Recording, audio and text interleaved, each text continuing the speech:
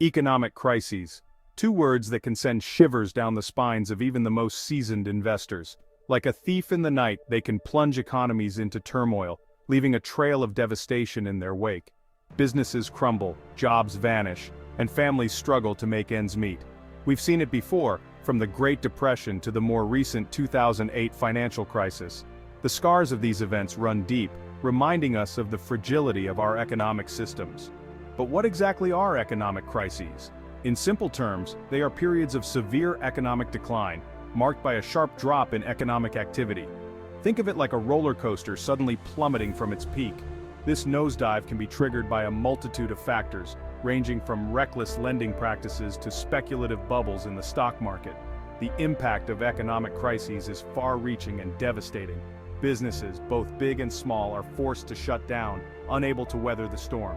Unemployment skyrockets, leaving millions without a source of income. The ripple effects are felt across all sectors of society as poverty rates soar and social unrest grows. However, there is hope. While economic crises are a stark reality, they are not inevitable. By understanding the causes and implementing sound economic policies, we can mitigate their impact and strive for greater economic stability. This isn't just the government's job, though. Individuals have a crucial role to play too. Let's dive into what needs to be done. When it comes to preventing economic crises, governments are like the referees of the financial system. They set the rules, enforce fair play, and step in when things get out of hand. One of their most powerful tools is fiscal policy, which involves adjusting government spending and taxes.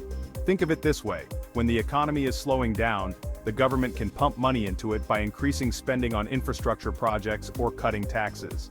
This injection of cash can stimulate demand and boost economic activity. Conversely, when the economy is overheating, the government can cool things down by reducing spending or raising taxes. But fiscal policy is just one part of the equation. Governments also play a critical role in regulating the financial industry. Remember the 2008 crisis? One of the main culprits was lax lending standards, which allowed people to take on more debt than they could handle. To prevent a repeat performance, governments need to implement and enforce stricter regulations on banks and other financial institutions. This includes things like requiring banks to hold more capital reserves and monitoring them for risky lending practices. While governments have a crucial role to play in preventing economic crises, individuals are not off the hook. In fact, our collective financial decisions can have a significant impact on the overall health of the economy. Just like a chain is only as strong as its weakest link, a resilient economy depends on financially responsible citizens. Financial literacy is key. Just as we learn to read and write, we need to equip ourselves with the knowledge and skills to manage our money wisely. This includes understanding basic financial concepts like budgeting, saving, and investing. By being financially literate, individuals can make informed decisions about their finances, avoiding common pitfalls like overspending and accumulating excessive debt. Speaking of debt, it's one of those things that can quickly spiral out of control. Credit cards and easy loans might seem tempting, but they can easily lead to a mountain of debt if not used responsibly. Instead of relying on credit, individuals should strive to live within their means and save for big purchases. Section 4. Lessons learned. Real-world examples of crisis aversion. History is a harsh but effective teacher, especially when it comes to economic crises. By studying past crises and the policies implemented to combat them, we can gain valuable insights into what works and what doesn't. Let's take a look at a couple of real-world examples.